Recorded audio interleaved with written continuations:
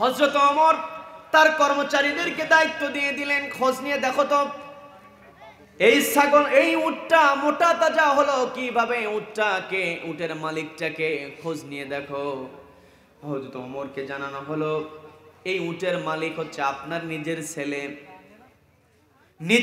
উটের মালিকের কথা শোনার পরে তিনি একটু অবাক হয়ে গেলেন।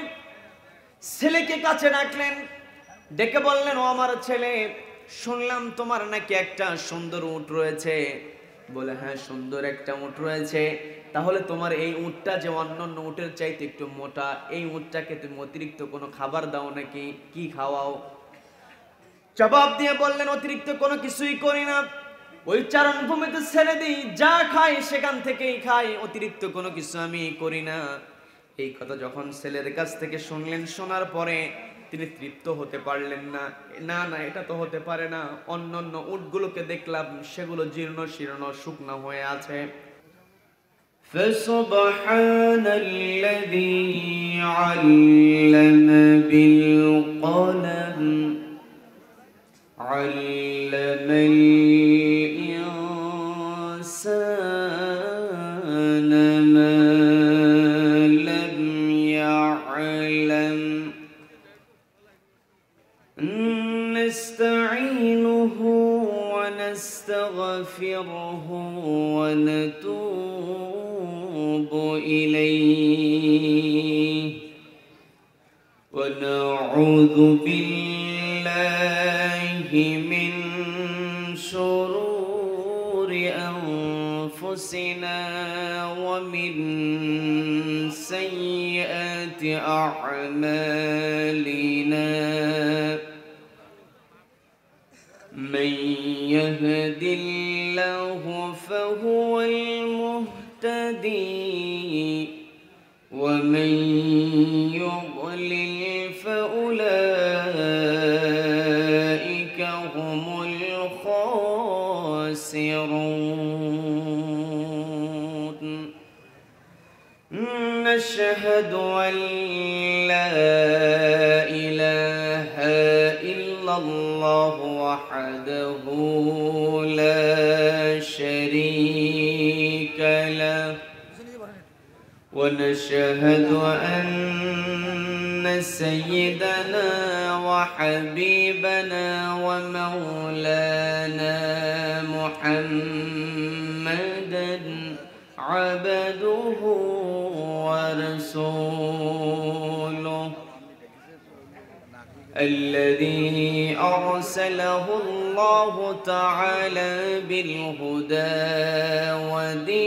ودين الحق ليظهره على الدين كله وكفى بالله شهيدا وداعيا إلى الله بإذنه وسراجا وقمرا منيرا فقد قال الله تعالى في كلامه المجيد والفرقانه الحميد সবাই পড়ুন আউযু বিল্লাহি মিনাশ শাইতানির রাজীম বিসমিল্লাহির রাহমানির রাহিম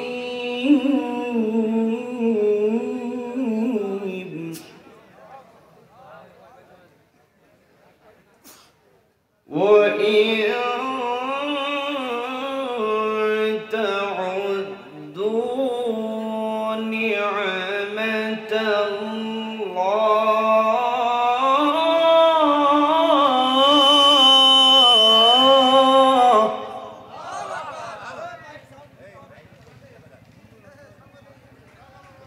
وإن تعدوا نعمة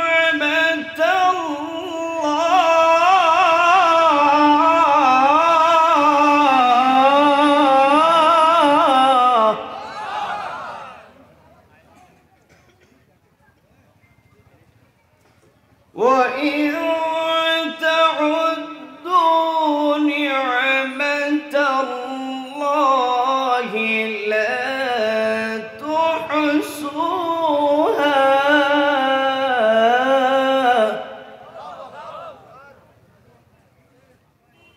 إن الله لغفور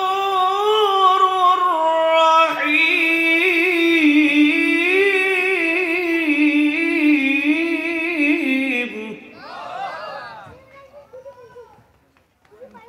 إن الله لغفور رحيم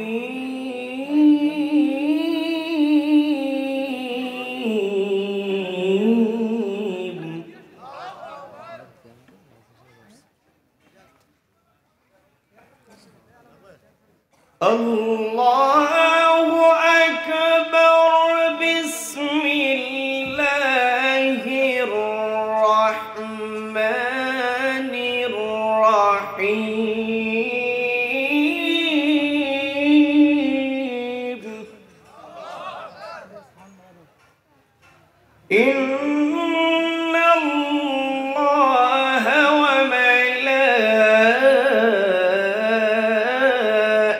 وملائكته يصلون على النبي يا أيها الذين آمنوا صلوا عليه وسلموا تسليما اللهم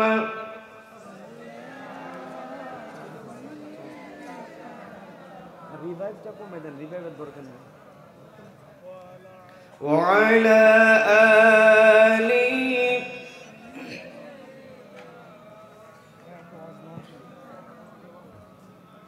সকলের অন্তরে বিশ্বনবীর প্রতি দরদ মোহাব্বত প্রেম ভালোবাসা আছে না নাই? কম না বেশি?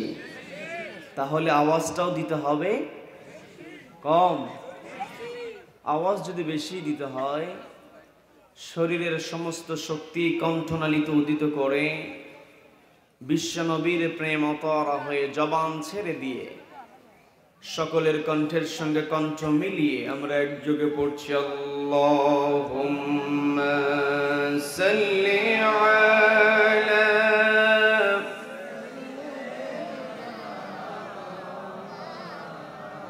ওয়া আলা আলি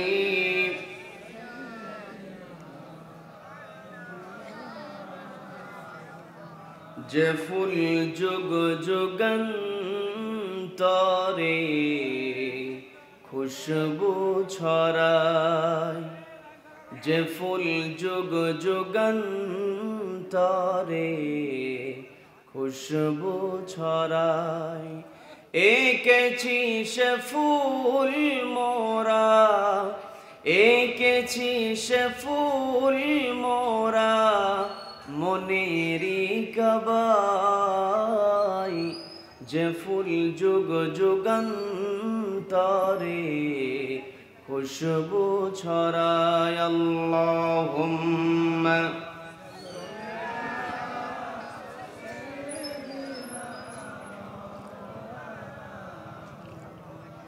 ওয়া আলা আলি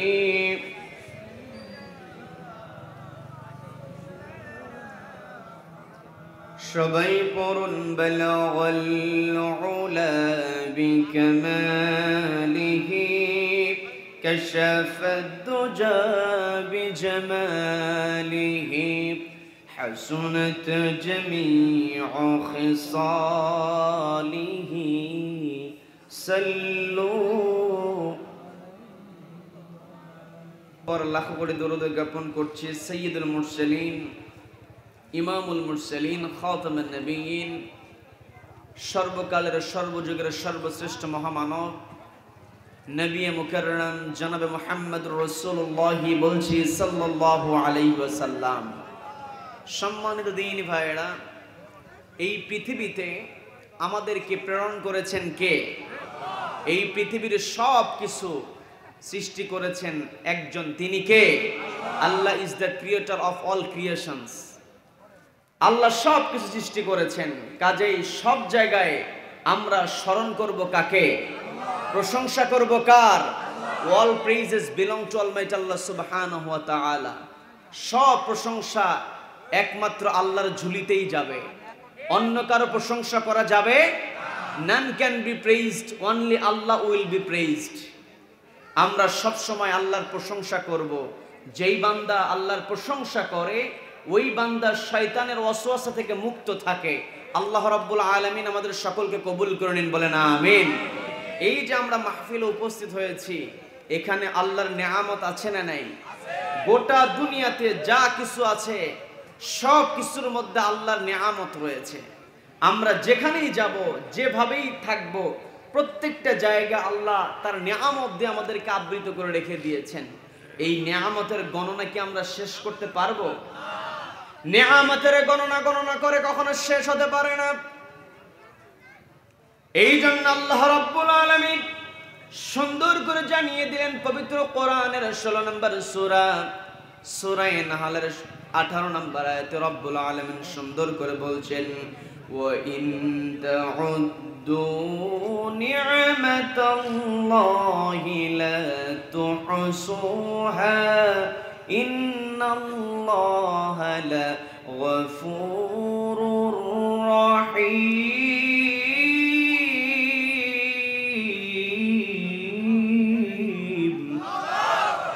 আল্লাহ বলছেন, ওগো বান্দা, ওয়া ইন তাউদ্দু নি'মাতাল্লাহ, তোমরা যদি আল্লাহর নিয়ামতের গণনা শুরু করে দাও, লা তুহসুহা, তোমরা কখনো গণনা করতে পারবে না। আমরা যদি আল্লাহর নিয়ামতের গণনা করি, আমাদের ক্যালকুলেটর শেষ হয়ে যাবে, কম্পিউটারের গণনা করার ক্ষমতা শেষ হয়ে যাবে, কিন্তু আল্লাহর নিয়ামত শেষ আমরা করতে পারবো না। ইন্নাল্লাহা লাগফুরুর রহিম, আল্লাহ হচ্ছে পরম দয়ালু এবং ক্ষমাশীল। আল্লাহর ক্ষমা যদি না থাকতো, আল্লাহ যদি দয়াবান না হতো, আমরা এই যে কত নাফরমানি করছি, অন্যায় করছি, তারপরেও আমাদের অক্সিজেনকে আল্লাহ বন্ধ করেছেন নাকি? অক্সিজেন আল্লাহ বন্ধ করেন নাই। আল্লাহ রাব্বুল আলামিন আমাদেরকে নিয়ামতের চাদরে ঢেকে রেখেছেন। এই নিয়ামত সম্পর্কে আমাদের জ্ঞান অর্জন করতে হবে, বোঝার চেষ্টা করতে হবে। এই পৃথিবীতে যারা বুঝবে তাদেরকে আল্লাহ সম্মান দিবেন।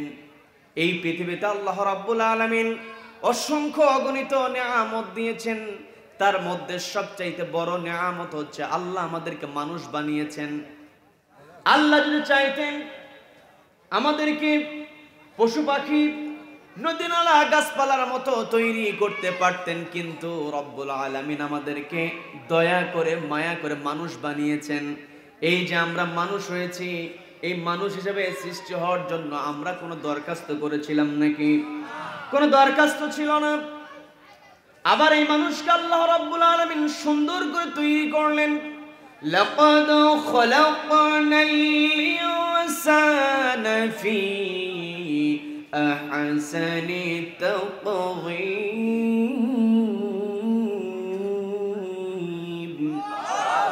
আল্লাহ বলছেন, নিশ্চয় মানুষকে সুন্দর আকৃতি দিয়ে তৈরি করেছি। আবার আল্লাহ রাব্বুল আলামিন মানুষের মর্যাদা দিয়েছেন, সব সৃষ্টির উপরে শ্রেষ্ঠ মর্যাদা দিয়েছেন।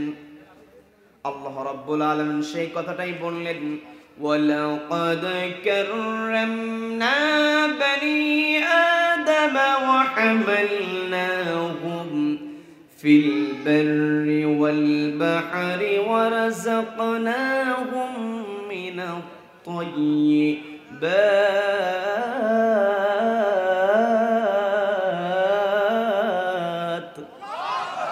আল্লাহ বললেন, ওয়ালাকাদ কাররামনা, নিশ্চয় আমি সম্মান দিয়েছি বনি আদম, মানব জাতিকে, অর্থাৎ আদম সন্তানকে আমি সম্মান দিয়েছি, সম্মানিত করেছি।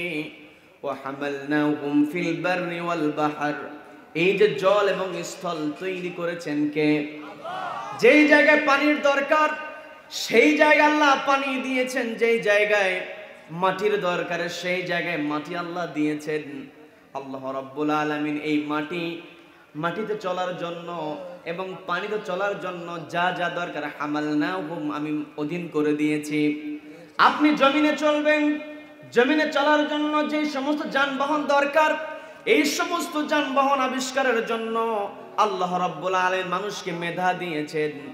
আবার আপনি যদি জলের মধ্যে চলতে চান, অর্থাৎ পানির মধ্যে যদি চলতে চান, সেখানে পানির মধ্যে নৌযান জাহাজ আছে না নাই?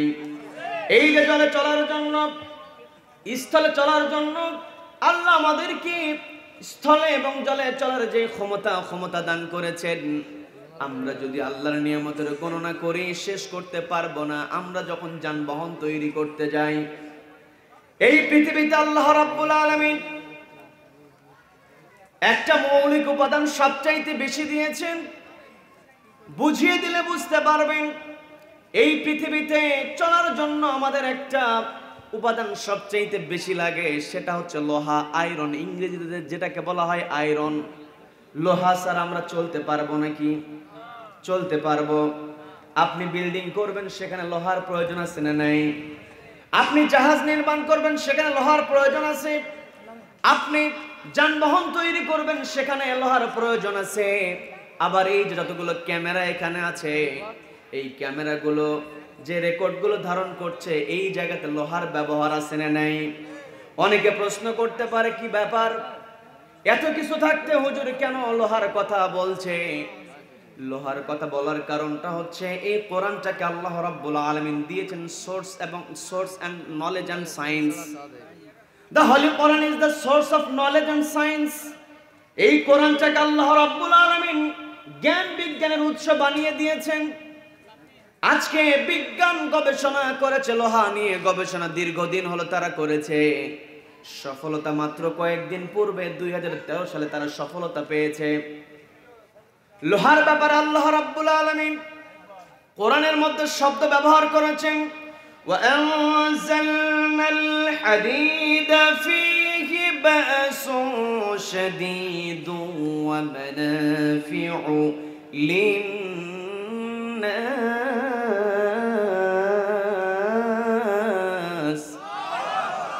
আল্লাহ বলেন وأنزلنا الحديد, নিশ্চয় আমি লোহাকে নাজিল করলাম, অবতীর্ণ করলাম, অর্থাৎ উপর থেকে ফেলেছি। আজকে বিজ্ঞানীরা গবেষণা করে তারা এই সিদ্ধান্তে উপনীত হয়েছে, লোহা তৈরির জন্য যে তাপমাত্রা দরকার এই তাপমাত্রা পৃথিবীতে নাই, উপর থেকে এটা এসেছে। এখানে বিজ্ঞানের কথা বলছি, মনোযোগ দিয়ে শুনবেন। আজকে 2 পাতা পড়ার পর অনেকে বলে ফেলে আনসিন ইজ নাথিং, যেটা দেখি নাই সেটা বিশ্বাস করি না, এমন বলার লোক আছে না নাই? যেই ব্যক্তি নিজেকে জ্ঞানী দাবি করবে, যেই ব্যক্তি নিজেকে বুদ্ধিমান দাবি করবে, সে কোরআনের কাছে সে মাথাটা নুইয়ে দিবে। কথা বলেন ঠিক কিনা? আজকে বিজ্ঞান এতদিনে প্রমাণ করেছে এই পৃথিবীতে লোহা এই পৃথিবীতে তৈরি হয় নাই।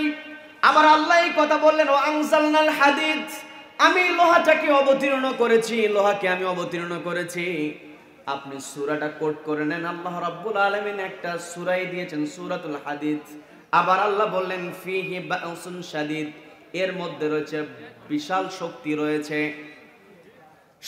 রয়েছে ওয়া মানাফিউ লিন-নাস, মানুষের জন্য উপকারিতা রয়েছে।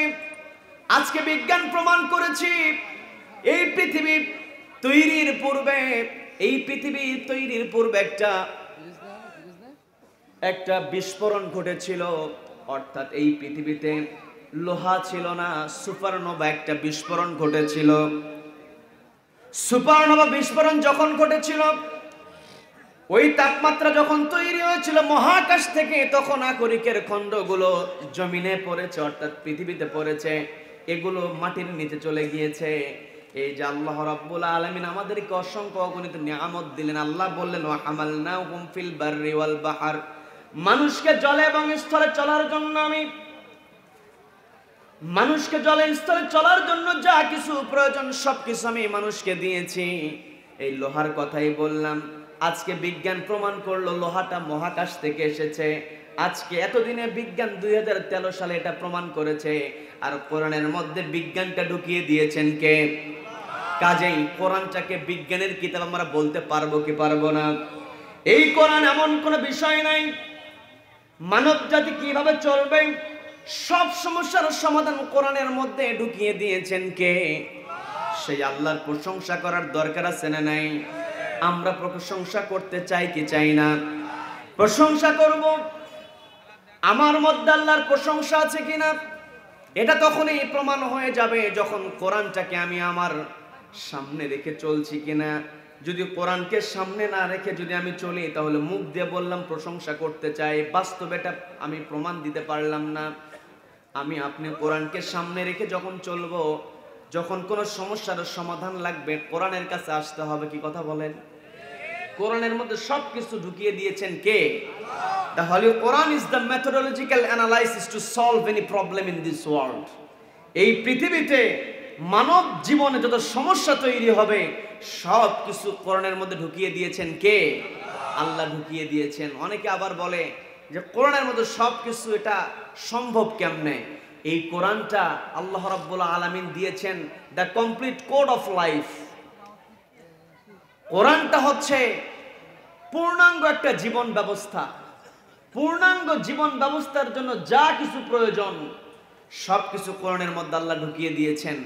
এই কোরআন এমন কোনো বিষয় নাই।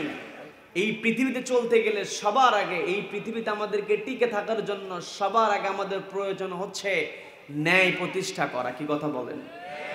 ন্যায় প্রতিষ্ঠার জন্য কোরআনের মধ্যে বিধান আছে না নাই? আছে। কোরআন দিয়ে যখন সমাজ পরিচালিত হবে, যে কোরআনের মধ্যে, যে সমাজের মধ্যে কোরআন আছে, সেই সমাজের মধ্যে শান্তি আছে, ন্যায় বিচার আছে।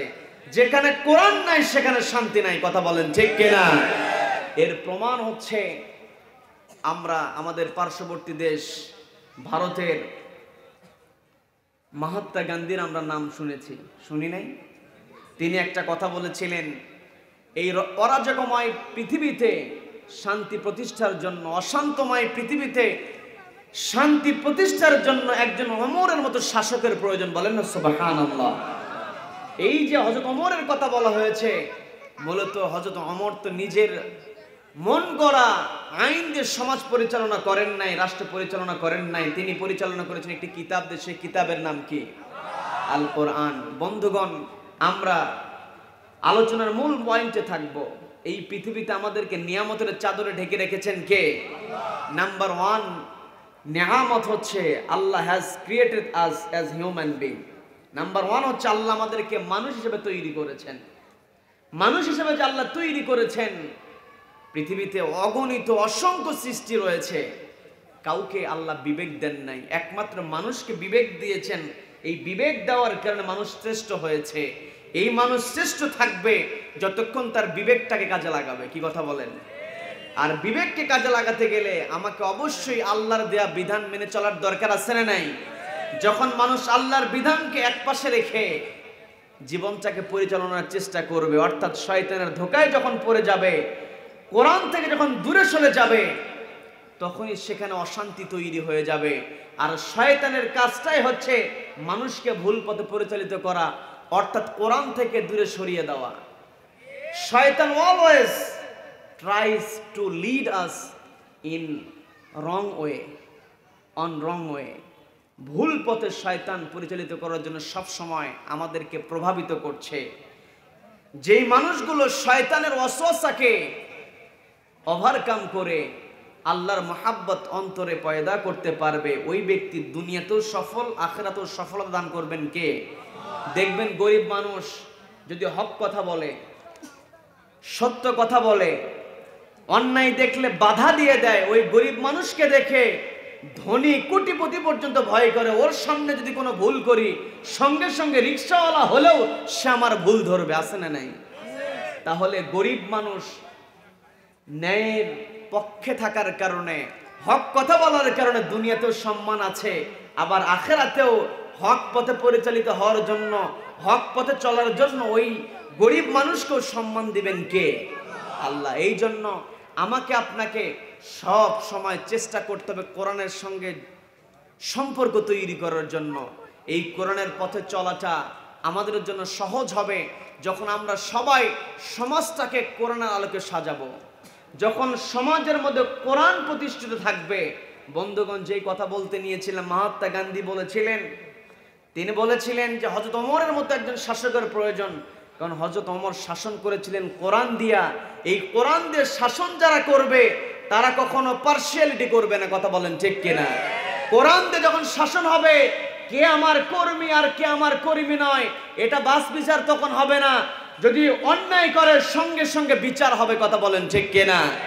কিন্তু বড় দুঃখ নিয়ে বলতে হয়, যদি অপরাধীর নেতার সঙ্গে একটা সেলফি উঠানো থাকে, ওই সেলফি দিয়ে অপরাধী সেখান থেকে পার পেয়ে যায়। আছে না নাই?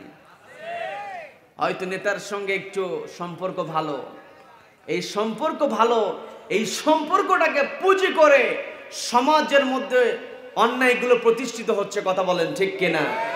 নেতা যদি সচেতন হয়, ওই কর্মী আমার বিপক্ষে চলে যাবে, যাক তবু ওই কর্মীর অন্যায়কে আমি সাপোর্ট করতে পারি। যেমন করে হযরত ওমর রাদিয়াল্লাহু তাআলা আনহু খেলাফতের আসনে তিনি বসে আছেন। হযরত ওমর রাদিয়াল্লাহু তাআলা আনহু ন্যায় বিচার করেছিলেন, সমাজের মধ্যে ন্যায়ের প্রতিষ্ঠা করেছিলেন। তিনি যখন ক্ষমতায় গিয়েছিলেন, ক্ষমতায় যাওয়ার পূর্বে তার ওজন যেমন ছিল, ক্ষমতায় যাওয়ার পর ওজন কমে গিয়েছিল। কিন্তু বড় দুঃখ নিয়ে বলতে হয়, আজকে সমাজের নেতাগুলো নির্বাচনের পূর্বে ওজন যেমন থাকে, নির্বাচনের পর ওজন বেড়ে যায়। কথা বলেন ঠিক কিনা? শুধুমাত্র নিজেদের শরীরের ওজনটাই বাড়ে না, সম্পত্তির ওজনও বাড়ে। কথা বলেন ঠিক কিনা? আজকে কোরআন যদি থাকে, কোন নেতা যদি অবৈধভাবে সম্পদ যদি গ্রাস করে, কোরআনের বিধানের আলোকে হাত কেটে দেওয়ার বিধান দিয়েছেন কে? যদি সমাজের মধ্যে, রাষ্ট্রের মধ্যে চুরির বিধান, হাত কেটে দেওয়া, এটা যদি চালু হয়ে যায়, কোন নেতার পক্ষে জনগণের টাকা চুরি করা সম্ভব হবে না। কথা বলেন ঠিক কিনা? আজকে কোরআনকে সামনে রাখি নাই, এমন নেতা আমরা নির্বাচন করে ফেলি, যেই নেতা নির্বাচনের পূর্বে এত ওয়াদা দিয়ে দেয়, গরিব মানুষের অমুক করবে তমুক করবে। ওই নেতাই যখন নির্বাচিত হয়ে যায়, গরিব মানুষের জন্য চাল বরাদ্দ হয়ে যায়। এই গরিব মানুষকে চালের কাট করিয়ে দিতে কিছু কিছু কুলাঙ্গার নেতা ঘুষ নেয়। আছে না নাই? কাট করার সময়ও টাকা নেয়, আবার যখন চাল দেওয়ার সময় হয়ে যায়, চাল আসবে 50 টাকা, 100 টাকা, 200 টাকা করে প্রত্যেকবার গরিব মানুষের কাছ থেকে নেয় কি নেয় না? আজকে কোরআন থাকলে এই নেতাগুলো তাদের নেতৃত্ব হারিয়ে ফেলতো। এই নেতৃত্ব যখনই সমাজের মধ্যে খারাপ মানুষগুলো নেতৃত্ব দেবে, তখন দুর্ভিক্ষ চলে আসবে। কথা বলেন ঠিক কিনা? নবীজি সুন্দর করে জানিয়ে দিয়েছেন, ওয়াসাদাল কাবিলাতা ফাসিকুহুম, শেষ জামানায় এমন একটি সময় চলে আসবে, সাদাল কাবিলাতা ফাসিকুহুম, সমাজের নিকৃষ্ট পাপাচারীরা তারা নেতৃত্বের জায়গায় বসে যাবে। আজকে সমাজের মধ্যে যদি লক্ষ্য করি, পাপাচারীগুলো নেতৃত্বের জায়গায় আছে না নাই? আবার নবীজি শুধু এই জায়গায় থেমে যান নাই, নবীজি বললেন, ওয়া কানা যাইমুল কওমি আরযালাহুম, কওমের নেতা হবে সবচাইতে বড় বেহায়া। দেখবেন কিছু নেতা আছে মিথ্যা কথা বলতেছে, লক্ষ লক্ষ মানুষের সামনে মিথ্যা, সবাই বুঝতেছে মিথ্যা কথা, তারপর উঁচু কণ্ঠে কথা বলে। এমন কুলাঙ্গার আছে না নাই? শেষ জামানায় এমন হবে, আমি আমার নিজের কথা বলছি না, খেয়াল করতে হবে। নবীজি সুন্দর করে জানিয়ে দিয়েছেন। আবার নবীজি এই সমস্ত নেতাদের ব্যাপারে বলে দিলেন, ও আকরিমার রাজুল, লোকেরা এই সমস্ত নেতাদেরকে সম্মান দিবে, মাখাফাতা শাররিহি, ভয়ে সম্মান দিবে। যদি সম্মান না দেয়, অবৈধভাবে মামলা দিবে অথবা আঘাত করবে। এমন নেতা আছে না নাই? আছে না নাই? শুধুমাত্র এটা নয়, মসজিদের সভাপতি হবে, জীবনে ভুলেও পশ্চিম দিকে চেহারাটা ফেরায় না, কিন্তু মসজিদের সভাপতি হওয়ার জন্য লাফালাফি করে। আছে না নাই? এখন তার যে বিরোধিতা করবে, বিরোধিতা করলে তারপর আঘাত নিয়ে আসবে, এই ভয়ে মানুষ সামনে সালাম দিবে, পিছনে গিয়ে শালা বলে গালি দিবে। এমন সিচুয়েশন সমাজের মধ্যে আছে না নাই? নবীজি জানিয়ে দিলেন এগুলো যখন হবে তখন সেখানে বিপর্যয় চলে আসবে। যখন মানুষ অন্যায়ের মধ্যে চলে যায়, এই পৃথিবীতে যত বিপর্যয় আসে, দুর্ভিক্ষ যেগুলো আছে, ফাসাদ যেগুলো আসে, এগুলো মানুষের হাতের কামাই। ফাসাদ কেন আসে? কোরআনের মধ্যে আছে না নাই?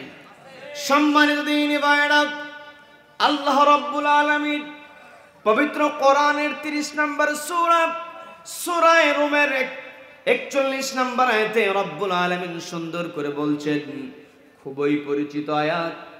আমি যখন কোরআনের আয়াত তেলাওয়াত করব, আপনারা যদি আমার সঙ্গে ঠোঁটটা মিলিয়ে তেলাওয়াত করেন, আমল নামায় সওয়াব দিবেন কে? আমাদের আমল নামায় সওয়াবের দরকার আছে না নাই? আল্লাহ রাব্বুল আলামিন বলেন, যাহারাল ফাসাদু ফিল বাররি ওয়াল বাহরি বিমা কাসাবাত আইদিন নাস লিয়ুযীকাহুম বা'দাল্লাযী আমিলু লা'আল্লাহুম ইয়ারজিউন।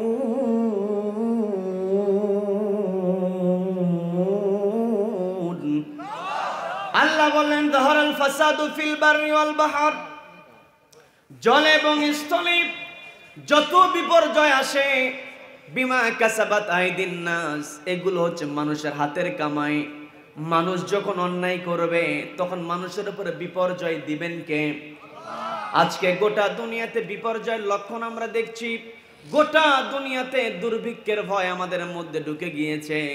না জানি 2023 সালে কি ঘটে, ভয় আছে না নাই? আছে না নাই? আমার দেশের প্রধানমন্ত্রী পর্যন্ত তিনি বলেছেন 2023 সালে শুধুমাত্র এটা আমার দেশে নয়, গোটা দুনিয়াতে সবাই একটু আতঙ্কে আছে। না জানি 2023 সালে কি না জানি ঘটে। ভয় আছে না নাই? দুর্ভিক্ষের ভয় আছে না নাই? এই দুর্ভিক্ষ যখন আসে, এই দুর্ভিক্ষর মধ্যে করণীয় হিসেবে কি কি করা দরকার, এটাও কোরআনের মধ্যে গাইডলাইন হিসেবে ঢুকিয়ে দিয়েছেন কে? দুর্ভিক্ষের ঘটনা কোরআনের মধ্যে আছে না নাই? সূরাতুল ইউসুফ খুললে আমরা দুর্ভিক্ষের ঘটনা পাই কি পাই না? সূরাতুল ইউসুফের ঘটনা থেকে আমরা জানি দুর্ভিক্ষ আসার পূর্বে সবার আগে করণীয় হচ্ছে, ইউসুফ আলাইহিস সালাতু ওয়াস সালামকে বন্দী অবস্থা থেকে বের করেছিলেন কে? কে বের করেছিলেন? ইউসুফ আলাইহিস সালাতু ওয়াস সালামকে বন্দী অবস্থা থেকে মুক্ত করে ওই ঘটনাটা আল্লাহ রাব্বুল আলামিন কোরআনের মধ্যে ঢুকিয়ে দিয়েছেন যে পৃথিবীতে যখনই কোনো দুর্ভিক্ষ বিপর্যয় দেখা দিবে তখন মানুষ সবার আগে, মানুষের দায়িত্ব হবে দুর্ভিক্ষের কোনো পূর্বাভাস পাওয়া গেলে, ভালো মানুষ যদি নিরাপরাধ অবস্থায় বন্দী থাকে, ওই বন্দী অবস্থায় থেকে তাদেরকে মুক্ত করে দিতে হবে। কথা বলেন ঠিক কিনা? ইউসুফ আলাইহিস সালাতু ওয়াস সালাম বন্দী অবস্থায় ছিলেন, তার কোনো দোষ ছিল? অপরাধ ছিল? আজিজে মিসরকে যখন জানানো হলো, আজিজে মিসর এই দুর্ভিক্ষের মধ্যে করণীয়র জন্য ইউসুফ আলাইহিস সালাতু ওয়াস সালামকে মুক্ত করেছেন, ঠিক তেমনি আমরাও বলতে চাই যেই সমস্ত আলেম ওলামাগুলো নিরপরাধ হয়ে বন্দী অবস্থায় আছে, এই দুর্ভিক্ষ আসার পূর্বে এই আলেম ওলামাদেরকে মুক্ত করে দেওয়া হোক। কারা কারা এই মতের পক্ষে আছেন দু হাত আল্লাহকে দেখা।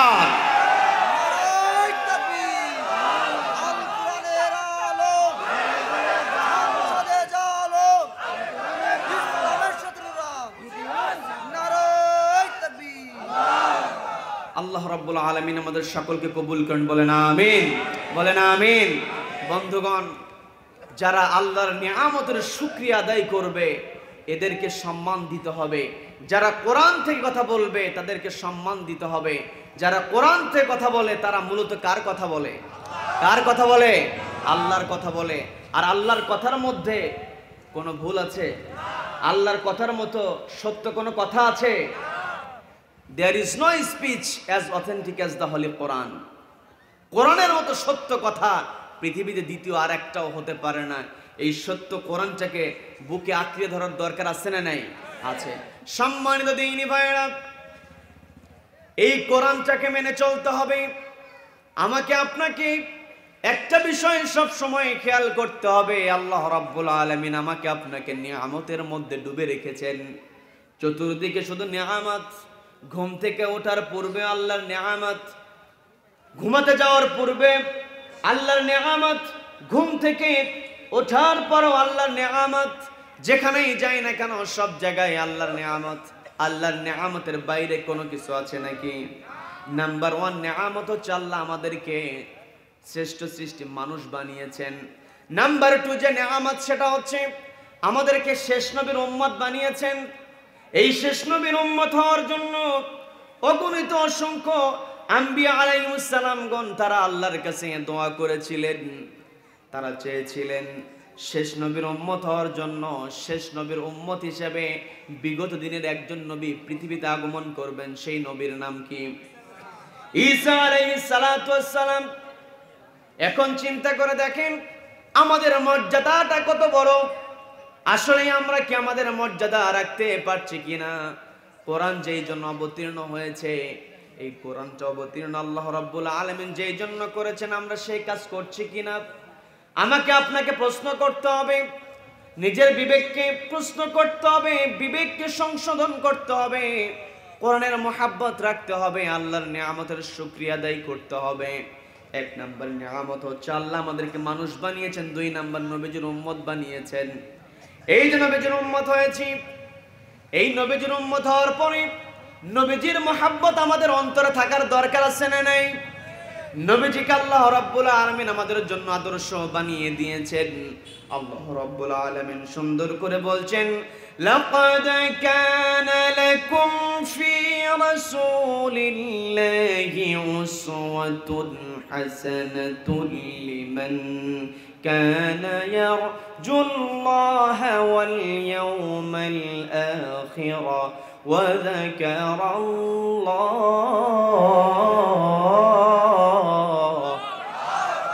আল্লাহ রাব্বুল আলামিন বলছেন, লাকাদ কানা লাকুম ফি রাসূলিল্লাহি উসওয়াতুন হাসানাহ, নিশ্চয় আমি তোমাদের জন্য রাসূলের মধ্যে রেখেছি উত্তম আদর্শ। এই পৃথিবীতে রাসূলের চাইতে উত্তম কেউ হতে পারবে নাকি? এই গোটা দুনিয়াতে রাসূলের চাইতে উত্তম চরিত্রের অধিকারী কেউ হতে পারবে না। রাসূলকে অনুসরণ করতে হবে, রাসূলকে ভালোবাসতে হবে, রাসূলকে জানতে হবে, রাসূলের প্রতি বিশ্বাস স্থাপন করতে হবে। শেষ নবীজির উম্মত আমরা হয়েছি, আমরা যদি রাসূলকে অনুসরণ না করি, রাসূল কি আমাদের জন্য সুপারিশ করবে নাকি? রাসূলকে অনুসরণ করতে হবে।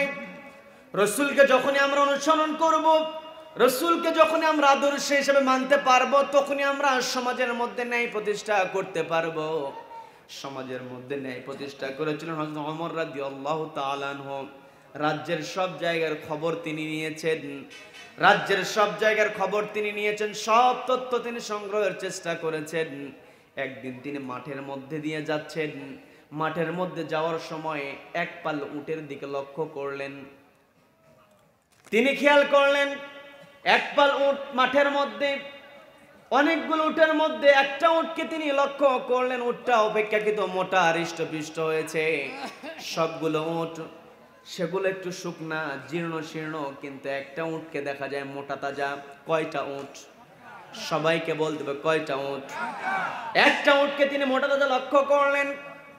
লক্ষ্য করে মনের মধ্যে তার প্রশ্নের উদয় হয়ে গেল, কি ব্যাপার, এই মাঠের মধ্যে অপেক্ষাকৃত একটা উটকে দেখছি মোটা তাজা। মোটা তাজা হওয়ার কারণটা কি? খলিফা হিসেবে তিনি সেটার দায়িত্ব পালন করছেন। বলি সুবহানাল্লাহ। কেমন খলিফা ছিলেন! তিনি চিন্তায় পড়লেন, কি ব্যাপার, এই উটটা কোথা থেকে আসলো? অন্য কোন জায়গা থেকে উটটাকে আনা হয়েছে নাকি উটটাকে ভালোভাবে খাবার খাওয়ানো হয়? তিনি দেখলেন এই উটের মালিক যে হবে তার কাছ থেকে হয়তো ফর্মুলা নিতে পারবো, হয়তো জানতে পারবো কেমনে উটটাকে সে মোটা তাজা করেছে। এটা জানার জন্য তিনি তার অধীনস্থ কর্মচারী যারা ছিল তাদেরকে ডাকলেন। ডাক দিয়ে বললেন, খোঁজ নিয়ে দেখো তো, মাঠের মধ্যে আমি একটা উট লক্ষ্য করেছি, এই উটটা কিভাবে মোটা হয়েছে। যেহেতু কথা এসেছে, একটা কথা বলেই নেই।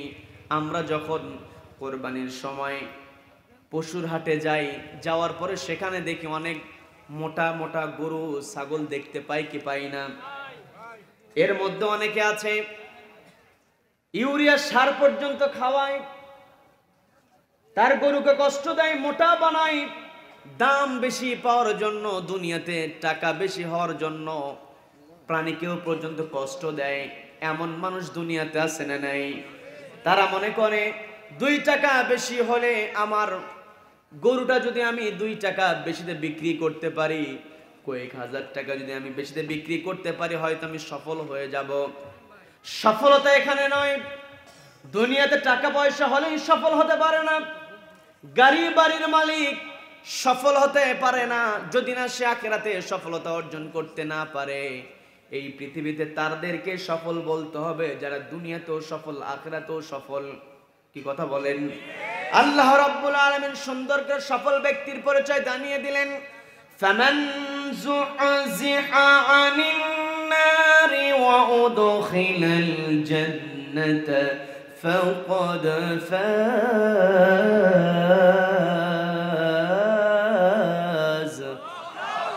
আল্লাহ বলছেন ফামান যুহজিহা আনিন নার, যেই ব্যক্তি নিজেকে জাহান্নামের আগুন থেকে বাঁচাতে পারবে, ওয়া উদখিলাল জান্নাত, এবং জান্নাতে প্রবেশ করতে পারবে, ফাকাদ ফাজ, ওই ব্যক্তি হচ্ছে সফল।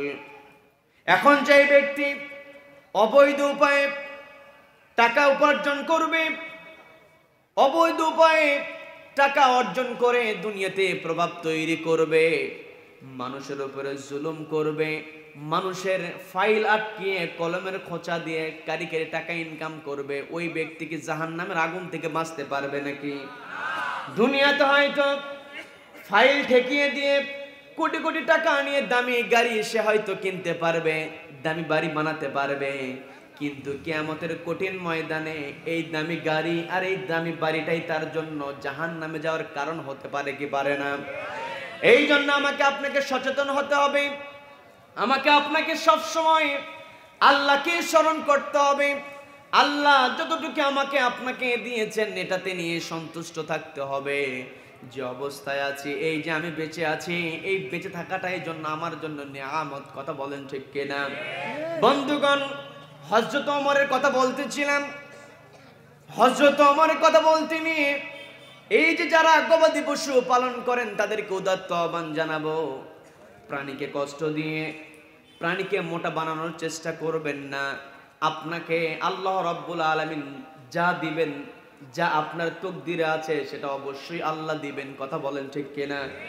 তকদিরের প্রতি বিশ্বাস রেখে একটা বিষয় মনে রাখতে হবে, এই পৃথিবীটা হচ্ছে ক্ষণস্থায়ী জায়গা।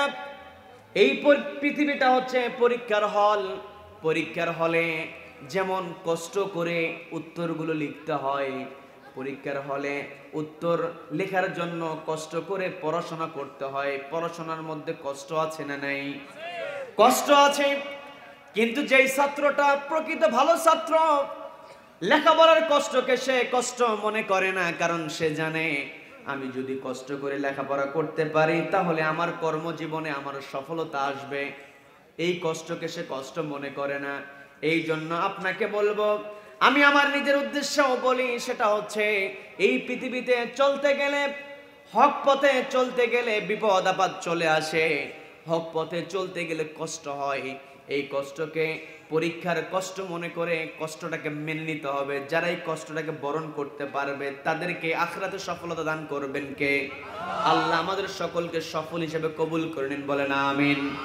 বন্ধুগণ, যে কথায় ছিলাম, হযরত ওমর তার কর্মচারীদেরকে দায়িত্ব দিয়ে দিলেন, খোঁজ নিয়ে দেখো তো এই ছাগল, এই উটটা মোটা তাজা হলো কিভাবে, উটটাকে, উটের মালিকটাকে খোঁজ নিয়ে দেখো। হযরত ওমরকে জানানো হলো এই উটের মালিক হচ্ছে আপনার নিজের ছেলে। নিজের ছেলে উটের মালিকের কথা শোনার পরে তিনি একটু অবাক হয়ে গেলেন। ছেলেকে কাছে ডাকলেন, ডেকে বললেন, ও আমার ছেলে, শুনলাম তোমার নাকি একটা সুন্দর উট রয়েছে। বলে, হ্যাঁ সুন্দর একটা উট রয়েছে। তাহলে তোমার এই উটটা যে অন্যান্য উটের চাইতে একটু মোটা, এই উটটাকে তুমি অতিরিক্ত কোনো খাবার দাও নাকি? কি খাওয়াও? জবাব দিয়ে বললেন, অতিরিক্ত কোনো কিছুই করি না, ওই চারণভূমিতে ছেড়ে দিই, যা খাই সেখান থেকেই খাই, অতিরিক্ত কোনো কিছু আমি করি না। এই কথা যখন ছেলের কাছ থেকে শুনলেন, শোনার পরে তিনি তৃপ্ত হতে পারলেন না। না না, এটা তো হতে পারে না, অন্যান্য উটগুলোকে দেখলাম সেগুলো জীর্ণ শীর্ণ শুকনো হয়ে আছে, আমার ছেলেরটা কিভাবে মোটা হয়? তিনি তৃপ্ত হতে পারলেন না। গোয়েন্দা সংস্থার লোকদেরকে ডাক দিয়ে বললেন, তোমরা একটু তদন্ত করে দেখো তো এই উটটা কেন এরকম হৃষ্টপুষ্ট হয়েছে, খাবারগুলো কিভাবে খায়। গোয়েন্দা বিভাগের লোকেরা তারা তথ্য নেওয়ার জন্য গিয়ে তারা তথ্য যেটা পেল সেটা খেয়াল করে দেখলো, যখন মাঠের মধ্যে হযরতে ওমরের পুত্রের উটটা চলে আসে, তখন যেই জায়গায় ঘাস বেশি আছে ওই রাখালগুলো খলিফার পুত্রের সম্মান দিয়ে যেই জায়গায় বেশি ঘাস আছে, ভালো ঘাস আছে, সেই জায়গায় সেই উটটাকে চড়তে দেয়, সুযোগ দিয়ে দেয়। আবার পানি পান করার সময় দেখা যায় সবার আগে ওই হযরত ওমরের উটটাকে পানের সুযোগ দিয়ে দেয়, অর্থাৎ খলিফার পুত্রের উট এই জন্য সম্মান দিয়ে দেয়। আজও দেখবেন সমাজের মধ্যে যখন আমরা চলি, যদি কোনো নেতার ভাতিজা হয়, নেতার ছোট ভাই হয়, সবাই কিন্তু আলাদা সমীহ করতে থাকে, কথা বলেন, করে কি করে না? কিন্তু যারা প্রকৃত ভালো মানুষ হবে তারা সবার সঙ্গে মিশে যাবে, নিজেকে নেতার ভাই মনে করবে না, নেতার ছেলে মনে করবে না, মনে করবে সে নিজেও একটা সাধারণ জনগণ, কথা বলেন ঠিক কিনা? হযরত ওমর যখন জানতে পারলেন খলিফার পুত্র হওয়ার কারণে সন্তানের উটটাকে অতিরিক্ত সুবিধা দিয়ে দেওয়া হয়, এই কথা যখন হযরত ওমর জানতে পারলেন, তিনি চিন্তায় পড়ে গেলেন। তিনি চিন্তায় পড়লেন, আমি খলিফা হওয়ার কারণে ওই উট পালনের ক্ষেত্রে আমার ছেলে অতিরিক্ত সুবিধা নিয়েছে, এই সুবিধা নেওয়ার কারণে আমি খলিফা, এটা যে সুবিধা নিয়েছে আল্লাহর কাছে আমার জবাব দিতে হবে। চিন্তা করে দেখেন কেমন শাসক ছিলেন তারা। বিরক্ত হচ্ছেন আমার কথায়? বিরক্ত হচ্ছেন? আলোচনা চলবে? চলবে কতক্ষণ? সারা রাত? সারা রাত বক্তা কাত, কারণ সারা রাত কথা হলে বক্তা সোজা থাকতে পারবে। কোরআনের কথা শুধুমাত্র সারা রাত হবে না, যতদিন পর্যন্ত পূর্ব দিগন্ত থেকে সূর্য উদিত হয়ে পশ্চিম আকাশে অস্ত যাবে ততদিন পর্যন্ত কোরআনের কথা হবে। কোন কোরআন বিদ্বেষী কোরআনকে থামাতে পারবে না। কারা কারা এই মতের পক্ষে আছেন দুহাত আল্লাহকে দেখা।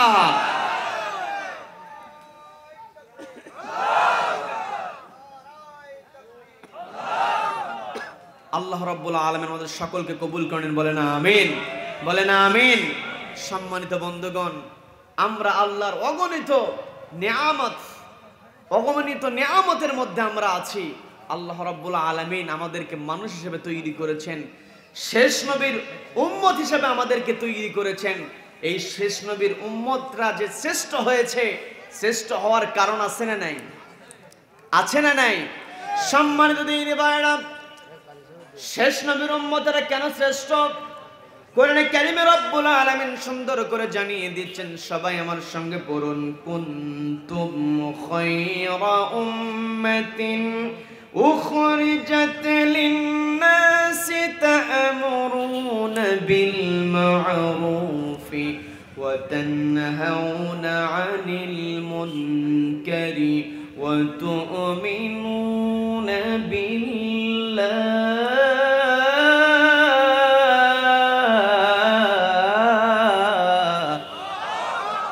আল্লাহ রাব্বুল আলামিন আমাদেরকে ইন্ডিকেট করেছেন, সবাইকে ইন্ডিকেট করেছেন।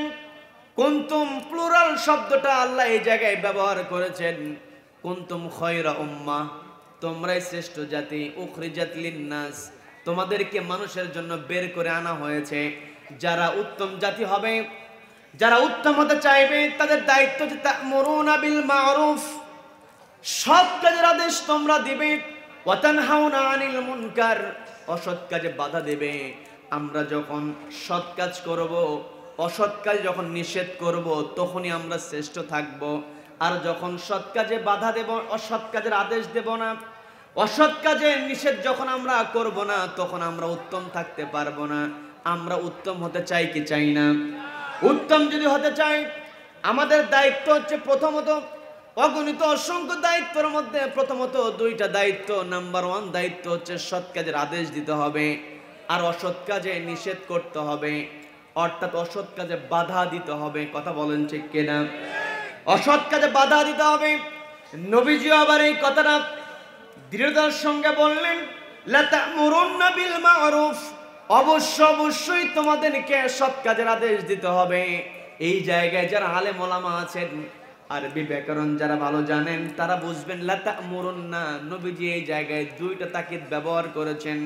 তাকিদ বোঝানোর জন্য লাম ব্যবহার করেছেন, আবার নুনে তাকিদ ব্যবহার করেছেন। লাম তাকিদ, নুন তাকিদ দুইটাই আল্লাহর হাবিব এই জায়গায় ব্যবহার করে অর্ডার দিয়েছেন, লা তা'মুরুন্না বিল মা'রুফ, অবশ্যই তোমাদেরকে সৎ কাজের আদেশ দিতে হবে। ওয়ালা তানহাবুন্না আনিল মুনকার, অসৎ কাজ থেকে তোমাদেরকে বাধা দিতে হবে। অর্থাৎ তোমাদের সামনে যখন অন্যায় সংগঠিত হবে সেই জায়গায় বাধা দেওয়ার দরকার আছে না নাই? আল্লাহ হুকুম দিয়েছেন, নবীজিও হুকুম দিয়েছেন। আল্লাহর হুকুম, নবীজির হুকুম যখন আমরা অমান্য করব, আমরা যখন সৎ কাজের আদেশ দিব না, অসৎ কাজে বাধা দিব না, তখন তিনটা বিপর্যয় আমাদের মধ্যে আসবে। কয়টা বিপর্যয়? কয়টা? সবাইকে বলতে হবে কয়টা? তিনটা বিপর্যয়। নাম্বার 1 হচ্ছে লাইসাত লিতান্নাল্লাহু আলাইকুম শিরারুকুম ফালিয়াসুমুন্নাকুম। এক জায়গায় এসে ফালিয়াসুমুনাকুম, আরেক জায়গায় এসে ফালিয়াসুমুন্নাকুম।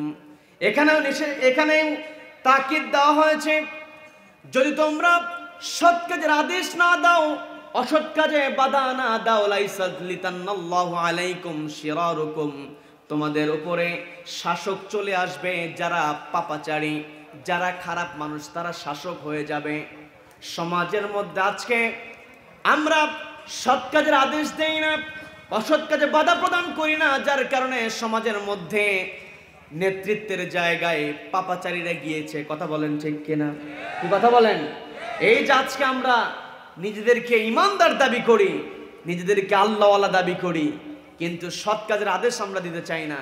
কিন্তু নবীজির সঙ্গে যারা ছিলেন তাদের যে বৈশিষ্ট্য ছিল, সৎ কাজের আদেশ অসৎ কাজে বাধা দেওয়ার জন্য বৈশিষ্ট্যের দরকার আছে না নাই? সৎ কাজের আদেশ অসৎ কাজে বাধা দেওয়ার জন্য মানুষের তিনটা বৈশিষ্ট্য অর্জন করতে হবে। কয়টা? কয়টা? আমরা যদি তিনটা বৈশিষ্ট্য অর্জন করতে পারি, তবেই আমরা সৎ কাজের আদেশ দিতে পারবো, অসৎ কাজে বাধা দিতে পারবো।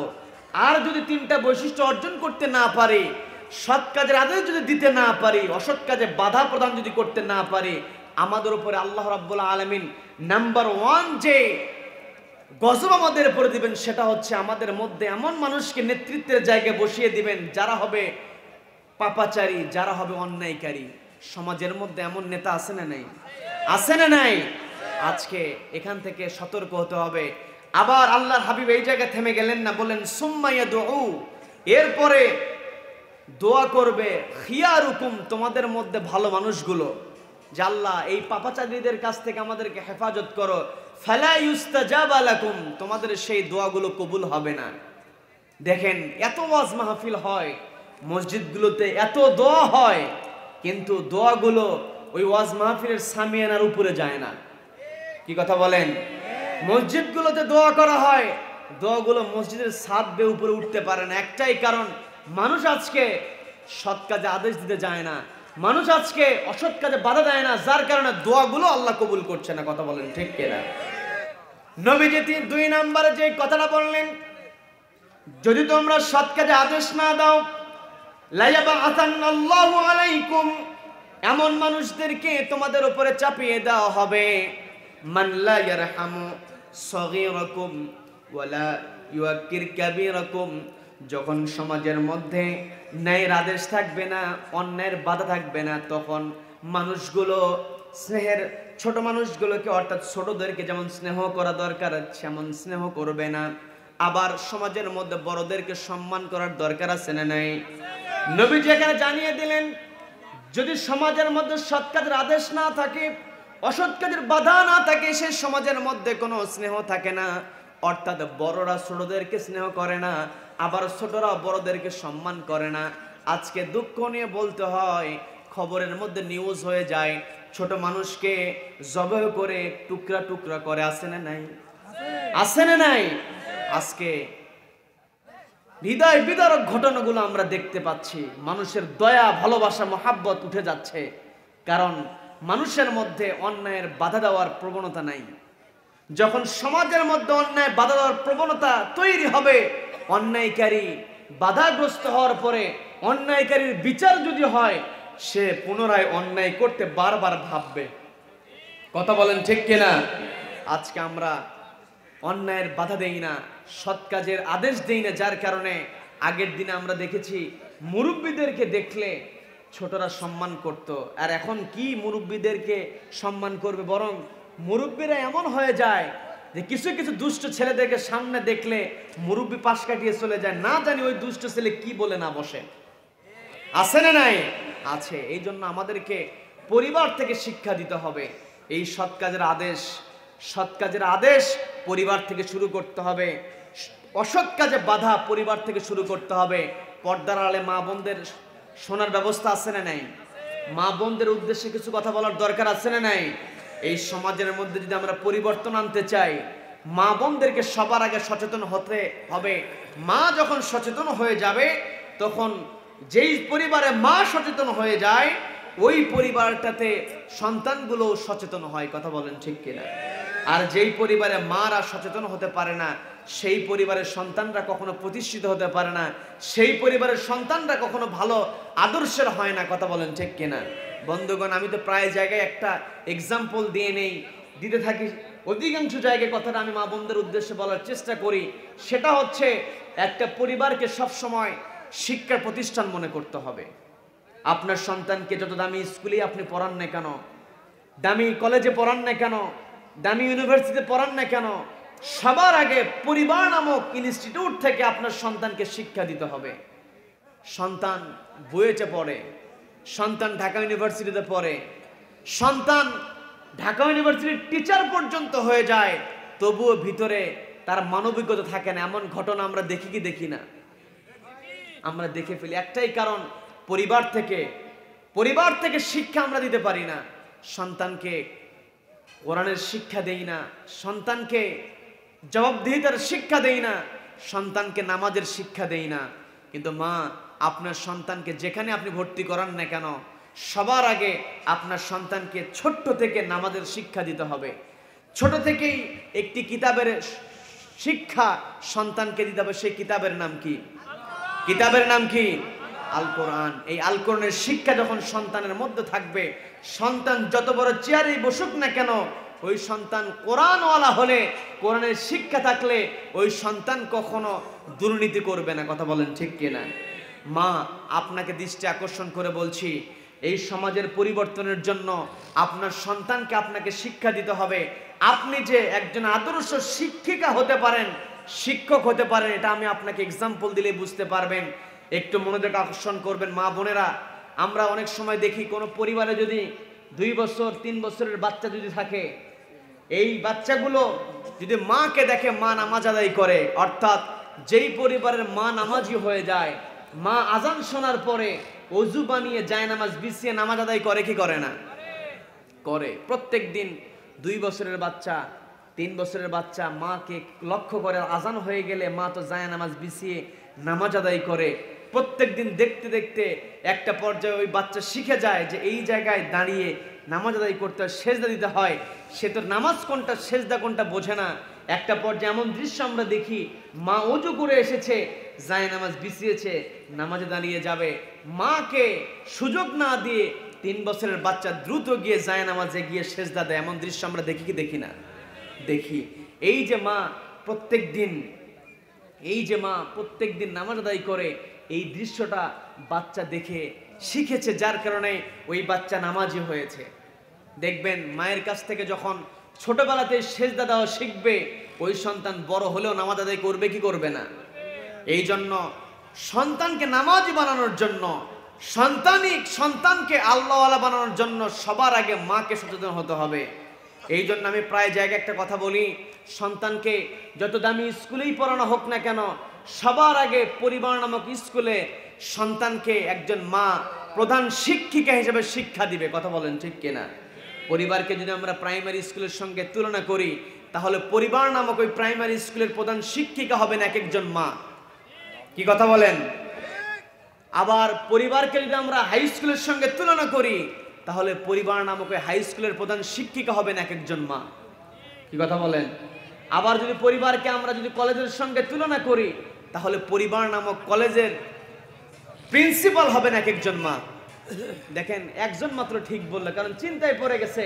প্রাইমারি স্কুলের প্রধান সেটাও মা, হাই স্কুলের প্রধান সেটাও মা, কলেজের প্রিন্সিপাল সেই প্রধানও মা। সব প্রধান যদি মায়েরা হয়ে যায়, আমরা বাবারা কি করব? চিন্তা আছে না নাই? আপনাদের চিন্তিত হওয়ার কোনো দরকার নাই।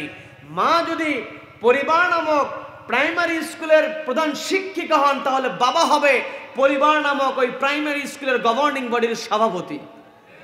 কথা বলেন ঠিক কিনা? যেই স্কুলের প্রধান শিক্ষক এবং গভর্নিং বডির সভাপতি দুইজনের মধ্যে সম্পর্ক ভালো, ওই স্কুলের রেজাল্টও ভালো।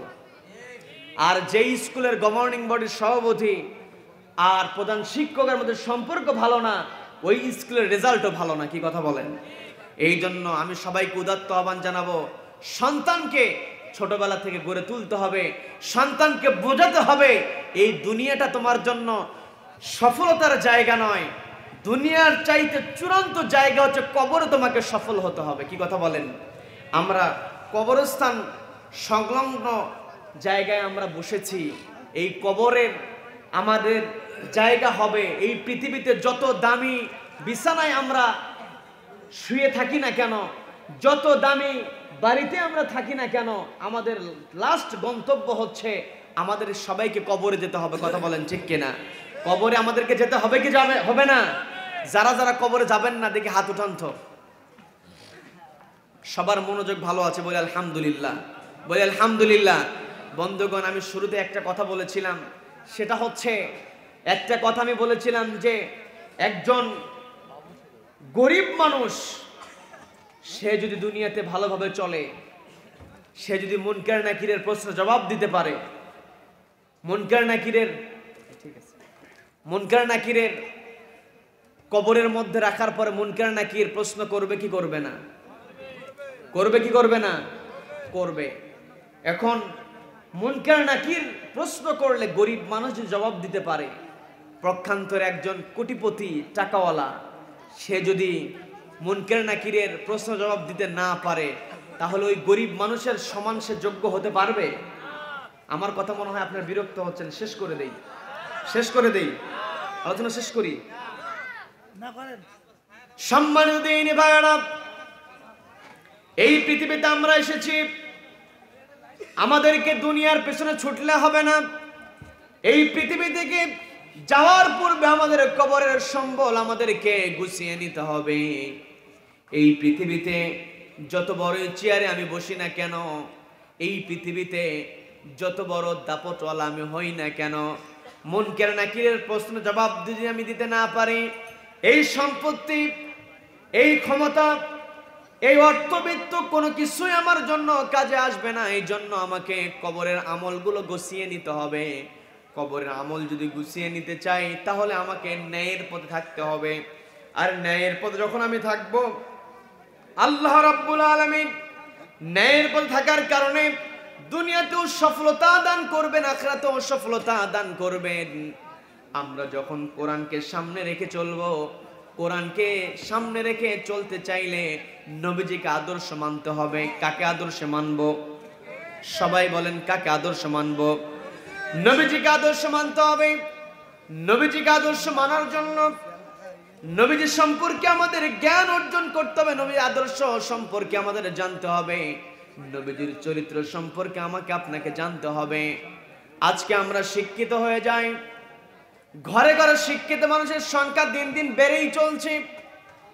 আগের দিনই শিক্ষিত মানুষ সমাজে খুঁজে পাওয়া যেত না। একটা মহল্লার মধ্যে ম্যাট্রিক পাস মানুষ খুঁজে পাওয়া যেত না, একটা এলাকার মধ্যে ডিগ্রি পাস মানুষ খুঁজে পাওয়া যেত না। আমার সামনে দাড়ি পাকা মুরব্বীরা বসে আছেন, তারা একমত হবেন। আগের দিনে যখন কেউ ম্যাট্রিক পাস করত, তাকে দেখার জন্য লোকেরা সিরিয়াল ধরতো। কি কথা বলেন? ধরতো কি ধরতো না? ম্যাট্রিক পাস লোক সমাজের মধ্যে খুঁজে পাওয়া যেত না। কিন্তু আজকে প্রত্যেকটা ঘরে ঘরে অনার্স মাস্টার্স কমপ্লিট করা মানুষ আছে না নাই? আছে। এর দ্বারা প্রমাণ হয়ে যায় সমাজে দিন দিন শিক্ষিত মানুষের সংখ্যা বাড়ছে না কমছে? সবাইকে বলতে হবে বাড়ছে না কমছে? আবার যদি আমি প্রশ্ন করি, সমাজের মধ্যে দুর্নীতি বাড়ছে না কমছে? শিক্ষিতও বাড়ছে, দুর্নীতিও বাড়ছে। কথা তো এমন হওয়া উচিত ছিল না, কথা উচিত ছিল শিক্ষিত বাড়ছে দুর্নীতি কমছে।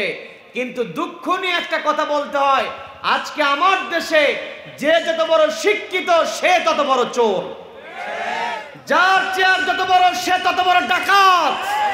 একটাই কারণ, সমাজ ব্যবস্থাপনায় কিসের অভাব? কিসের অভাব? কোরআনের অভাব। আজকে সমাজে যদি কোরআন থাকতো, তাহলে সমাজে যদি কোরআন থাকে, কোরআনের বিধান যদি সমাজে বাস্তবায়িত হয়ে যায়, এই সমাজের মধ্যে কখনো দুর্নীতি হতে পারে না। কথা বলেন ঠিক কিনা? আজকে সমাজের মধ্যে কোরআন নাই, সব জায়গায় দুর্নীতি। এমন কি কিছু মানুষকে বলতে শোনা যায় যে অমুক অফিসের টেবিলগুলো পর্যন্ত ঘুষ খায়, আছে না নাই? অথচ দেখবেন এই ঘুষখোরদের দাপটে সমাজের মধ্যে থাকা যায় না। কি কথা বলেন? আজকে আমরা অন্যায় করতে করতে এমন একটা অবস্থা হয়ে গিয়েছে, ঘুষ ছাড়া যদি কারো চাকরি হয় আমরা অবাক হয়ে যাই যে এটা কেমনে সম্ভব হলো। অবাক হই কি হয় না? অথচ আমাদের অবাক হওয়া উচিত ছিল, যোগ্যতা নাই টাকার জোরে চাকরি পায়, এটা দেখে আমাদের অবাক হওয়ার কথা ছিল। কিন্তু আজকে আমরা, আমাদের সমাজ ঘুণে ধরে এমন অবস্থা হয়ে গিয়েছে, আমরা ন্যায় কাজে অবাক হয়ে যাই। কি কথা বলেন? আমরা দেখি যারা কোরআনওয়ালা হয়, যারা সৎ কাজের আদেশ দেয়, অসৎ কাজে বাধা প্রদান করে, অসৎ কাজে প্রতিবাদ যারা করে, তারা হাজারো বিপদের মধ্যে যখন পড়ে গিয়ে একদম শিশাঢালা প্রাচীরের মতো দাঁড়িয়ে যখন ন্যায় কাজে দাঁড়িয়ে থাকে, অন্যায় বাধা দেয়, আমরা এমন প্রশ্ন করি, লোকটার উপরে এমন আযাব হওয়ার পরেও সে কেমনে আন্দোলন করে? প্রশ্ন করি কি করি না? করি। কিন্তু আজকে সমাজের চিত্রটা উল্টে গিয়েছে। একটাই কারণ, আমরা সৎ কাজে আদেশ দেওয়ার জন্য আমাদের যে মন মানসিকতা হওয়া দরকার, সেই মন মানসিকতা আমরা তৈরি করতে পারছি না। আমরা আল্লাহওয়ালা হওয়ার চেষ্টা করছি না। আল্লাহওয়ালা হওয়ার জন্য সমাজের মধ্যে ন্যায় প্রতিষ্ঠার জন্য তিনটা বৈশিষ্ট্যের কথা বলেছিলাম। কয়টা বৈশিষ্ট্য? কয়টা বৈশিষ্ট্য? সম্মানিত দিনে ভাইরা, আল্লাহ রাব্বুল আলামিন সেই বৈশিষ্ট্যগুলো তুলে ধরলেন। ওয়াকাআইয়িম মিন নাবিয়্যিন ক্বাতালা মাআহু রিব্বিয়ুন কাসীরুন ফামা ওয়াহানু লিমা আসাবাহুম ফি সাবিলিল্লাহ।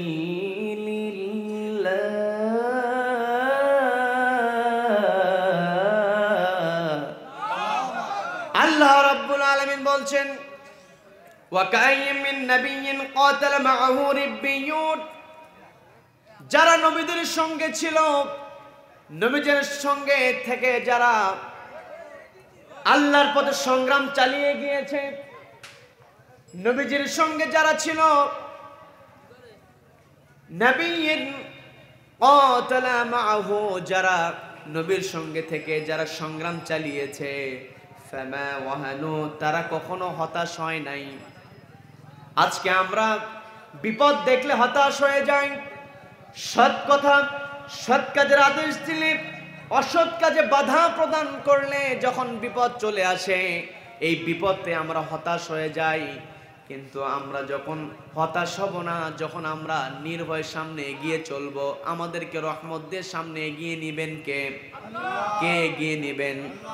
এক নাম্বার, আমাদেরকে হতাশ হওয়া যাবে না। যারা আল্লাহওয়ালা হবে, যারা সৎ কাজের কর্মী যারা হবে, তারা সব সময় আশার সঞ্চার হয়ে থাকবে, তারা অন্তরের মধ্যে আশা রাখবে, কোনো সময় তারা নিরাশ হবে না। যখন সৎ কাজের আদেশ দিবে, সৎ পথে যখন চলবে, আসওয়াবাহুম ফি সাবিলিল্লাহ, আল্লাহর পথে চলতে গিয়ে যখন বিপদ চলে আসবে, ওই বিপদটাকে বিপদ মনে করবে না। ওমা দুউফু, তারা কখনো দুর্বল হবে না। ওমা দুউফু, তারা দুর্বল হবে না। ওমাস্তাকানু, তারা বিচলিত হবে না। তিনটা বৈশিষ্ট্যের কথা বলে শেষ করে দেব। তিনটা বৈশিষ্ট্য আমাদের জানার দরকার আছে না নাই? এক নাম্বার, যারা মুমিন হবে তারা কখনো হতাশ হবে না। কি হবে না? দুই নাম্বারে, যারা মুমিন হবে তারা কখনো দুর্বল হবে না। কি হবে না? সবাইকে বলতে হবে কি হবে না? দুর্বল হবে না। তিন নম্বর, অমাস্তাকানু, তারা কখনো বিচলিত হবে না, বিচলিত হওয়া যাবে না। আমরা যদি এই তিনটা বৈশিষ্ট্য অর্জন করতে পারি, আমাদেরকে ভালোবাসবেন কে? আল্লাহ বললেন এই তিনটা বৈশিষ্ট্য যারা ধারণ করবে তারাই হবে ধৈর্যশীল। আর ধৈর্যশীলদের ব্যাপারে আল্লাহ রাব্বুল আলামিন বললেন আল্লাহু ইউহিব্বুস সাবিরিন। আল্লাহ রাব্বুল আলামিন ধৈর্যশীলদেরকে ভালোবাসেন। আমরা ধৈর্যশীল হতে চাই কি চাই না? আল্লাহ আমাদেরকে ধৈর্যশীল হিসেবে কবুল করে নিন, বলেন আমিন, বলেন আমিন। বন্ধুগণ, এই পৃথিবীতে আমাদেরকে নিয়ামতের মধ্যে রেখে দিয়েছেন কে? এই নিয়ামতের মধ্যে আমাদের চলতে, নিয়ামত পাওয়ার পরে যদি আমরা শুকরিয়া আদায় না করি, তাহলে আমাদের অবস্থা হয়ে যাবে নিকৃষ্ট জন্তু জানোয়ারের মতো। কি কথা বলেন? জন্তু জানোয়ারের বিবেক নাই, তারপরেও এই জন্তু জানোয়ারগুলো আল্লাহর দেওয়া বিধিবিধান অনুযায়ী তারা চলছে। তাদেরকে আল্লাহর নিয়মের মধ্যে, নিয়মের গণ্ডির মধ্যে আল্লাহ রাব্বুল আলামিন যেভাবে রেখে দিয়েছেন, সেইভাবেই আল্লাহর সমস্ত সৃষ্টিগুলো আল্লাহর কথা শুনছে। ওয়ালাহু আসলামা মান ফিস সামাওয়াতি ওয়াল আরদি তাওআন ওয়া কারহাও ওয়া ইলাইহি ইউরজাউন। আল্লাহ বলে দিলেন সবকিছু, এই পৃথিবীর যত কিছু আছে সবকিছু স্বেচ্ছায় হোক আর অনিচ্ছায় হোক আত্মসমর্পণ করেছে কার কাছে? কার কাছে? আল্লাহর কাছে। আমাদেরকে আল্লাহর কাছে আত্মসমর্পণ করতে হবে। যখন আমরা আল্লাহর কাছে আত্মসমর্পণ করব, তখন দুনিয়ার কোনো মোহ আমাদের মধ্যে কাজ করবে না, দুনিয়ার কোনো লোভ আমাদের মধ্যে কাজ করবে না। যেমনটা হযরত ওমর রাদিয়াল্লাহু তাআলা আনহু, তিনি তার কথা বলে আমি শেষ করছি। হযরত ওমর তার সন্তানকে ডাকলেন, যখন সন্তানের কাছ থেকে শুনলেন যে না, এই জায়গায় তিনি ভালো খাবার খাওয়ান না, এক্সট্রা কোনো কেয়ার তিনি নেন না, গোয়েন্দা বিভাগকে দায়িত্ব দেওয়া হলো। গোয়েন্দা বিভাগ যখন রেজাল্ট দিল যে খলিফার পুত্রের উট হওয়ার কারণে একটু সুবিধা বেশি পায়, তখন হযরত ওমর আর কোনো দেরি করলেন না, তার পুত্রকে ডেকে পাঠালেন নিজের কাছে। ডেকে বললেন, ওগো আমার পুত্র, তুমি যে উটটা পালন করছো, এই উটটা হৃষ্টপুষ্ট হয়েছে একটাই কারণে, কারণ তুমি খলিফার পুত্র। আর খলিফার পুত্রের উট হওয়ার কারণে ওই রাখালগুলো তোমার উটকে সুবিধা বেশি দিয়েছে, যার কারণে সুবিধা পাওয়ার কারণে তোমার উটটা হৃষ্টপুষ্ট হয়েছে। আর এই হৃষ্টপুষ্ট হওয়ার কারণে, মোটা তাজা হওয়ার কারণে তোমার উটের দাম বেশি হয়েছে। এই উটের দাম মূলত বেশি হয়েছে আমি খলিফা হওয়ার কারণে। কাজেই আমি তোমাকে অর্ডার দিয়ে দিলাম, তুমি এই উটটা বিক্রি করে দেবে। আর বিক্রির পরে অন্যান্য উটের দামের সঙ্গে কম্পেয়ার করবে। কম্পেয়ার করার পরে যেই অতিরিক্ত টাকা তুমি পাবে, সেই টাকা রাষ্ট্রীয় কোষাগারে তুমি দান করে দেবে। বলেন না সুবহানাল্লাহ। কেমন শাসক ছিলেন হযরত ওমর রাদিয়াল্লাহু তাআলা আনহু। সেই ওমরের কাহিনী শুনলে আমাদের গা শিউরে ওঠে, কিন্তু আমরা সুবহানাল্লাহ, আলহামদুলিল্লাহ শুধুমাত্র ওই মঞ্চের মধ্যেই আলোচনা শোনার মাধ্যমে আমরা শেষ করে দেই। কিন্তু না, ওমরের শাসন সমাজে প্রতিষ্ঠার জন্য আমাদের সংগ্রাম চালিয়ে যাওয়ার দরকার আছে না নাই? আছে না নাই? এই যে যুব সমাজ তাফসীর মাহফিলের আয়োজন করেছে, এই তাফসীর মাহফিলের আয়োজনের জন্য আপনারা সন্তুষ্ট না বেজার হয়ে গেছেন? সন্তোষ হয়ে গিয়েছেন। এই প্রত্যেক বছর তারা তৃতীয়তম বার্ষিকী মাহফিলের আয়োজন করেছে। প্রত্যেক বছর এই মাহফিলটা বাস্তবায়ন হোক, এটা আমরা চাই কি চাই না? এই মাহফিলকে আল্লাহ রাব্বুল আলামিন কিয়ামত পর্যন্ত কবুল করেন, বলেন আমিন। বন্ধুগণ,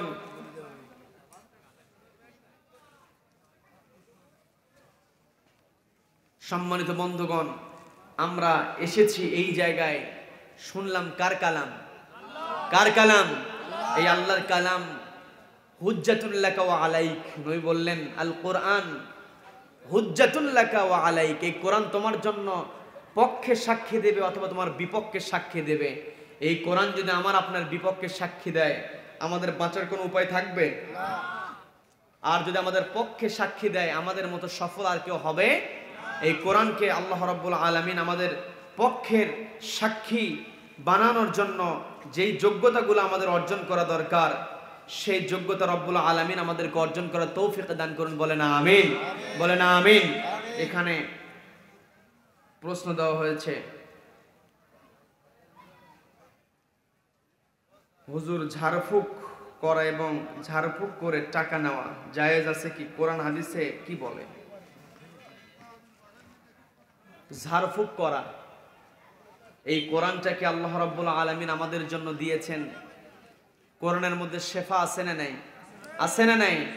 এই যে ঝাড়ফুঁক করা হয়, এই ঝাড়ফুঁকের মধ্যে আলেম ওলামারা যেই সূরাটা বলে সেই সূরাটার কথা আমি আপনাদেরকে বলে দেই। সেটা হচ্ছে যত রোগের জন্যই আসুক না কেন, যত আয়াত পড়ুক না কেন, ওই হুজুর সবার আগে সূরাতুল ফাতিহা তেলাওয়াত করে। কি কথা বলেন? এই যে কোরআন তেলাওয়াত করে ফু দিল, অনেকের প্রশ্ন জাগে যে কোরআন তেলাওয়াত করে যেহেতু ফু দিয়ে দিল, এই কোরআন তেলাওয়াত করে ফু দিল, এখন তাকে হাদিয়া দেব কি দেব না? প্রশ্ন আছে না নাই? আছে না নাই? নবীজির এক সাহাবী একটি গোত্রের কাছ দিয়ে যাচ্ছিল। সেই গোত্রের যে সর্দার ছিল, সেই সর্দারকে সাপে কেটেছে। কি কেটেছে বলেন? সাপে কামড় দেয় না? এখন চিকিৎসা কি করবে? যখন সমাজের নেতা, আপনাদের এলাকার যিনি মুরব্বী হয়, তিনি অসুস্থ হলে এলাকার সব মানুষ চিন্তায় থাকে কি থাকে না? সবাই দোয়া করে, মুরব্বী যদি ভালো হয়, নেতৃত্বে যে থাকে সে যদি ভালো হয়, সে যদি বিপদে পড়ে, এলাকার সব মানুষগুলো কষ্ট পেয়ে যায়, পায় কি পায় না? ঠিক তেমনি ওই গোত্রের যেই নেতা ছিল তাকে যখন সাপে কাটলো, তখন আল্লাহর এক সাহাবী সেখান দিয়ে যাচ্ছিলেন। যাওয়ার সময় যখন দেখলেন সাপে কাটলো, তখন ওই সাহাবী বললেন যে এই সাপে কাটার রোগীর চিকিৎসা আমি করতে পারবো, তবে বিনিময়ে আমাকে হাদিয়া দিতে হবে। কি দিতে হবে? সেখান থেকে তিনি ছাগল হাদিয়া নিয়েছিলেন, বকরি হাদিয়া নিয়েছিলেন। তো কাজেই ঝাড়ফুঁক দিয়ে কি করা যাবে? হাদিয়া নেওয়া যাবে, কিন্তু এটাকে বাধ্যতামূলক করা যাবে না। হাদিয়াটা কি হয়? হাদিয়াটা কি হয়? নিজ ইচ্ছায় যেইটুকু দিবে সেইটুকু নিতে পারবেন। আবার প্রশ্ন দেওয়া হয়েছে জমি বন্ধক রাখা জায়েজ আছে কিনা? জমি বন্ধক, এটা খুবই গুরুত্বপূর্ণ একটা প্রশ্ন। খুবই গুরুত্বপূর্ণ একটা প্রশ্ন। আমাদের সমাজের মধ্যে এটা অহরহ দেখা যায়। জমি বন্ধক আপনাদের এদিকে কোন সিস্টেমে রাখে? যেই পরিমাণ টাকা নিয়ে নেয়, যতদিন পর্যন্ত ওই টাকা না দেবে ততদিন পর্যন্ত ওই জমি আর ফেরত পাবে না। এখন টাকা ধার নিয়ে যেটা সুবিধা নেবে, এই সুবিধাটাই কি হয়ে যাবে? সুদ হয়ে যাবে। কি কথা বলেন? এই যে আপনারাই উত্তর দিয়ে দিয়েছেন, আমরা কম বেশি সবাই জানি। আরেকটা বিষয় ক্লিয়ার করি, সেটা হচ্ছে অনেক সময় এমন হয় যে 2 লক্ষ টাকা দিয়ে জমি নিয়ে নেয়। 2 লক্ষ টাকা দিয়ে জমি নেয়, বছরে বছরে 500 টাকা হোক, 1000 টাকা হোক, এটা একটু বাদ দিয়ে দেয়। এটাকে খাই খালাসি বলে। আছে না? আছে। এই খাই খালাসিটার মধ্যে কি হয়? একটা নামে মাত্র মূল্য ধরে, অর্থাৎ 2 লক্ষ টাকা দিয়েছে, সেখান থেকে প্রত্যেক বছরে 500 টাকা, 1000 টাকা বাদ যাবে, এই কথা বলে এই যে সুবিধাটা নেয়। এখন কেউ যদি 2 লক্ষ টাকা না দিয়ে 500 টাকা নেয় না, 1000 টাকা দিবে, এমনকি 500 টাকার জায়গায় 5000 টাকা দিবে। কথাটা একটু মনোযোগ দিয়ে শুনবেন। আমরা তো কি করি? খাই খালাসির টাকা দিলে কি করি? 500 টাকা আমরা বছর শেষে একটা বাদ দিয়ে দেই। কিন্তু কেউ যদি 2 লক্ষ টাকা না দিয়ে যদি বলে আমি তোমাকে 5000 টাকা দিলাম, তুমি আমার এই জমি, তোমার জমিটা 1 বছরের জন্য আমার চাষ করতে দাও, দিবে? দেবে? এখানে 2 লক্ষ টাকা দেওয়ার জন্য খোয়ান্তি বাবদ 500 টাকা বাদ দিয়ে সেটাকে মেনে নিচ্ছে। কিন্তু যদি ওই ব্যক্তিকে বলা হয় যে তোমাকে আমি 2 লক্ষ টাকা দিতে পারবো না, ঠিক আছে, কিন্তু তোমাকে 5000 টাকা দিলাম, তুমি 1 বছরের জন্য আমাকে তোমার জমিটা দাও, দিবে? দিবে না। এই যে সুবিধাটা দেয়, মূলত টাকা দেওয়ার জন্য সুবিধাটা দেয়। কি কথা বলেন? এই জন্য এটা শুধুমাত্র নামমাত্র জায়েজ করার জন্য, অর্থাৎ আল্লাহকে একটা বুঝ দেওয়ার জন্য। কিন্তু যদি এইরকম হয় যে আমি 1 বছরের জন্য তোমার জমিটা 10,000 টাকা কি 15,000 টাকা, এই জন্য আমি কি করলাম? ভাড়া নিলাম, আমি চাষবাস করলাম, 1 বছর পার হয়ে গেল, তোমাকে আর জমিও দিয়ে দিলাম, টাকা আমাকে ফেরত দিতে হবে না, এমন যদি হয় তাহলে এটা জায়েজ হবে। ওই টাকার জন্য যদি এক্সট্রা কোনো সুবিধা নেওয়া হয় তাহলে সেটা কখনো জায়েজ হবে না। আচ্ছা, কি আরেকটা প্রশ্ন কি ছিল এখানে?